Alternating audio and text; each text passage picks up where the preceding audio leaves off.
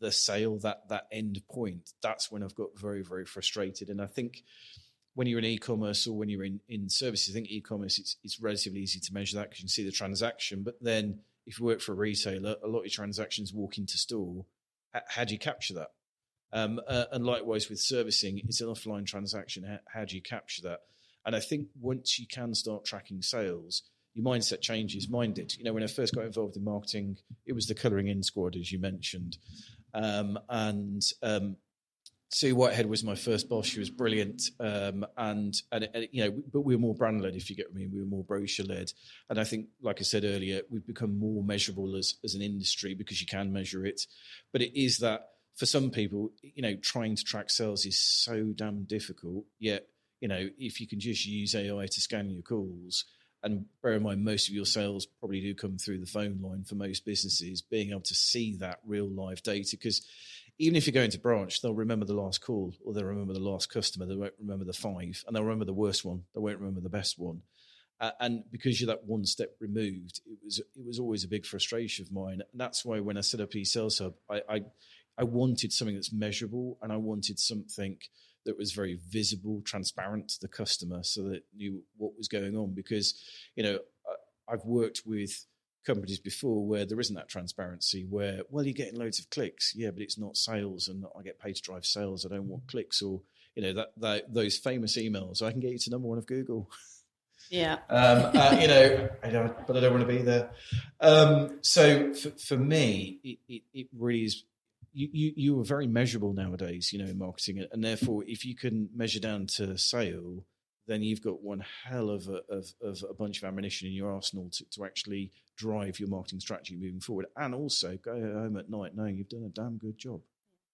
I think as well, the purpose of this podcast is to provide value to small business owners, marketing teams who are looking to grow, and for them to come and learn about what they could be doing better, improving their practices. And actually, we're a group of business owners, we're everyone on this podcast, and so we are our own target audience. We're dealing with those people all the time.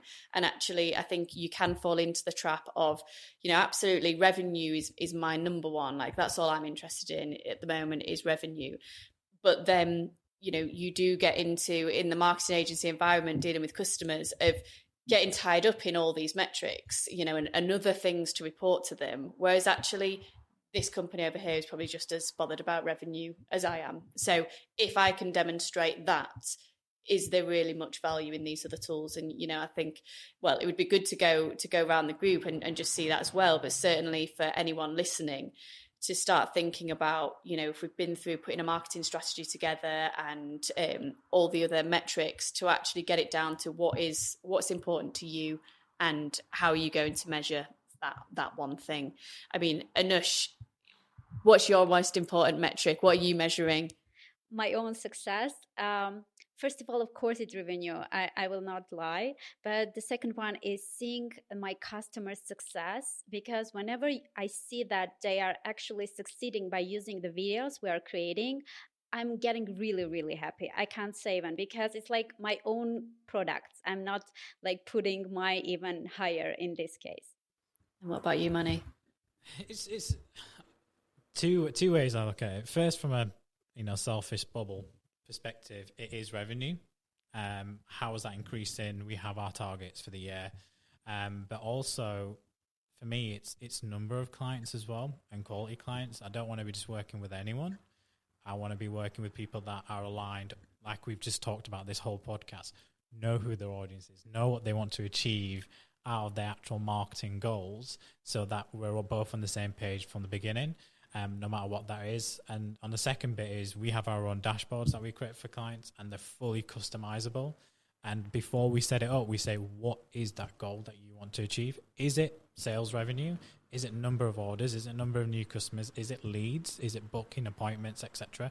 Whatever that is, that becomes the goal, because then it becomes easy for us to do our job. And for me, it's just measuring, how much is that growing for clients more month on month, and now we're delivering on the job. So 2 key things, really, revenue and the performance and results. Brilliant. So before we wrap up, I guess, has anyone got any final questions for Mark?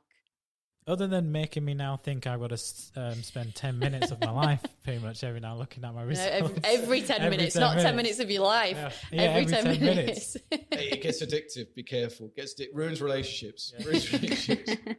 No, it's been so insightful, Mark. We really appreciate you coming on. And I'd like to just give you the quick opportunity to give a little plug to eSales Hub. If anyone's listening to this and they go, right, okay, so what do I do now? I'm interested. I want call tracking. Well, we offer a free trial of 14 days to any potential client, purely because, again, it's about learning for us and actually, are you getting calls and what are those calls about?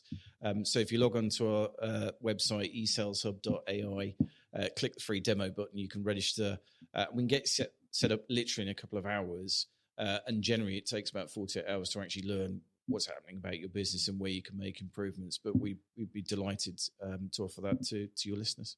Amazing. I mean, I've already taken advantage of that. I've been using it and we've got some really insightful data coming through. So definitely recommend people checking it out. But yeah, I hope this episode has been really useful for our listeners. I hope you've learned a lot. I hope it sparked some conversation in terms of tools you're going to use to measure the effectiveness of your marketing.